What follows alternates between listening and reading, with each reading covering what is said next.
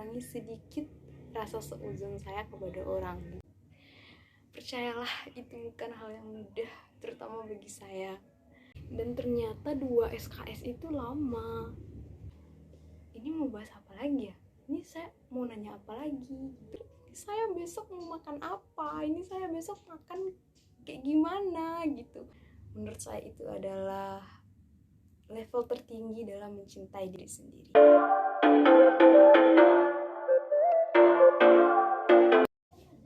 Hai, saya Revita Sari.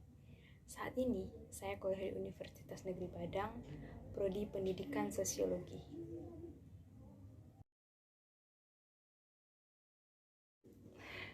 Perasaannya nggak tahu, entah sedih, entah seneng gitu. Dibilang seneng nggak juga sih, karena kan secara ini saya diterima di pilihan kedua. Tapi dibilang sedih nggak juga, karena kan sosiologi juga yang mengantarkan saya bisa duduk di bangku perkuliahan saat ini. Jadi saya nggak tahu gitu, entah seneng entah sedih, nggak tahu juga.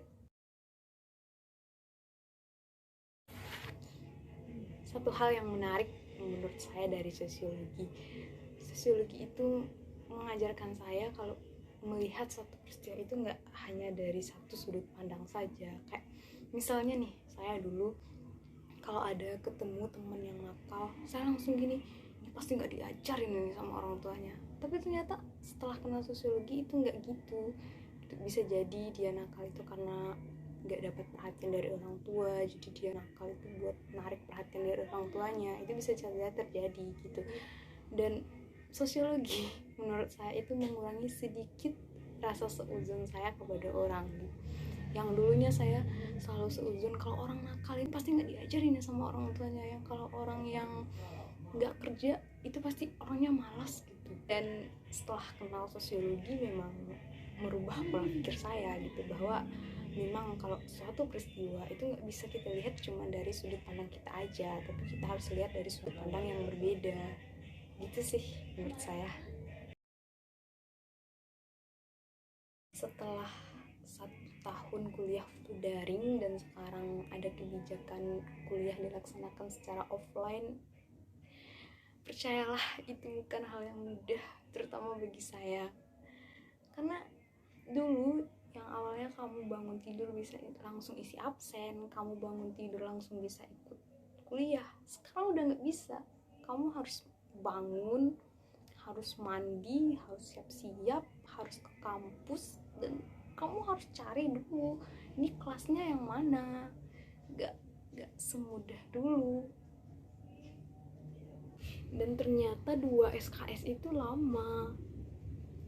Terlepas dari itu semua, enaknya kuliah offline menurut saya, kamu bisa ke kampus secara langsung, ketemu teman-teman, kamu bisa belajar bareng.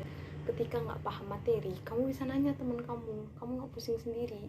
Dan kalaupun teman kamu nggak paham materi juga, setidaknya kalian bisa pusing sama-sama, kamu nggak sendirian lagi. Selain itu, kalau kuliah offline, kamu akan melihat sesuatu sosok yang nyata. Kamu gak cuma duduk diem berada di depan laptop atau HP. Kamu duduk di kelas loh ini. Di samping kanan ada teman, di samping kiri ada teman, di depan ada dosen.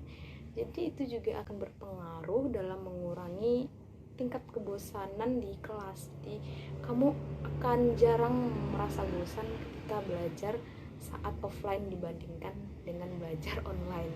Kamu akan mudah bosan kalau online. Dan kehabisan topik ketika ngobrol sama temen itu udah jadi hal yang biasa.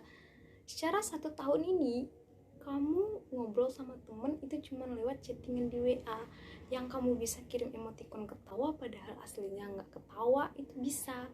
Tapi sekarang udah nggak bisa. Ini teman kamu berhadapan langsung sama kamu, melihat langsung ekspresi kamu seperti apa. Jadi udah nggak bisa kayak kepura-puraan dalam berekspresi gitu. Dan tiba-tiba canggung aja, ini mau bahas apa lagi ya, ini saya mau nanya apa lagi gitu. Karena mungkin memang baru ketemu ya, jadi memang masih canggung. Satu hal besar yang berubah dari kuliah online ke kuliah offline itu kamu harus ke Padang kamu jauh dari orang tua dan otomatis jadi anak kos. Setelah 1 bulan jadi anak kos, ekspektasi saya tentang anak kos yang merdeka, anak kos yang sejahtera itu runtuh seketika. Karena dulu kalau lagi di rumah, kalau mau makan ya udah makan aja gitu. Kalau sekarang lagi makan itu mikir, ini saya besok mau makan apa, ini saya besok makan kayak gimana gitu. Kamu tuh harus berpikir. Dan ternyata jadi anak kos tidak seindah ekspektasi saya. Anak kos yang merdeka, anak kos yang sejahtera, anak kos yang bebas itu ternyata tidak seperti itu. Dan jadi anak kos tidak semudah yang saya bayangkan. Dan setelah ngekos, saya jadi merindukan hal-hal yang seharusnya nggak saya rinduin gitu. Kayak kemarin pas saya lagi di kos nggak ngapa-ngapain, duduk sendiri, tiba-tiba kepikiran, ini kok saya rindu kena marah ya gitu. Aneh sih, tapi emang kayak gitu kenyataannya. Saya kayak rindu kena marah. Dulu yang awalnya di rumah, kalau udah jam 11 itu belum tidur dan masih main HP, itu kena marah. Tapi sekarang udah enggak gitu. Kamu mau tidur jam berapapun, kamu mau main HP sampai pagi, nggak akan ada yang memarahin. Dan ternyata itu juga bikin saya rindu. Saya rindu kena marah.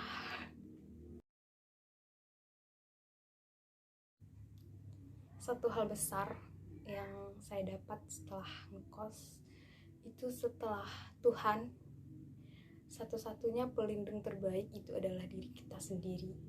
Maksudnya gini, ketika kamu bisa melakukan hal-hal menyenangkan tapi berakibat buruk di kemudian hari, kamu bisa ngelakuin itu, tapi kamu memilih untuk tidak melakukannya. Menurut saya itu adalah level tertinggi dalam mencintai diri sendiri. Itu yang saya dapat, itu salah satu hikmah yang saya dapat setelah saya ngekos. Karena nggak ada lagi gitu yang ngejaga diri kita sendiri, itu emang kita sendiri. Orang tua cuma bisa ngingetin, teman-teman cuma bisa ngingetin, keluarga cuma bisa ngingetin, tapi kontrol sepenuhnya itu ada pada diri kita sendiri. Itu dia tadi sedikit pengalaman dari saya, dan pastinya setiap orang punya pengalaman yang berbeda-beda. Semoga apa yang saya sampaikan itu bisa bermanfaat, terutama buat teman-teman yang masih SMA, yang sedang berhayal kalau jadi anak kuliahan itu gampang, jadi anak kos itu bahagia dan sejahtera. Semoga ini bisa jadi pengingat untuk tidak terlalu berekspektasi terlalu tinggi. Dan terima kasih sudah menonton. Dadah.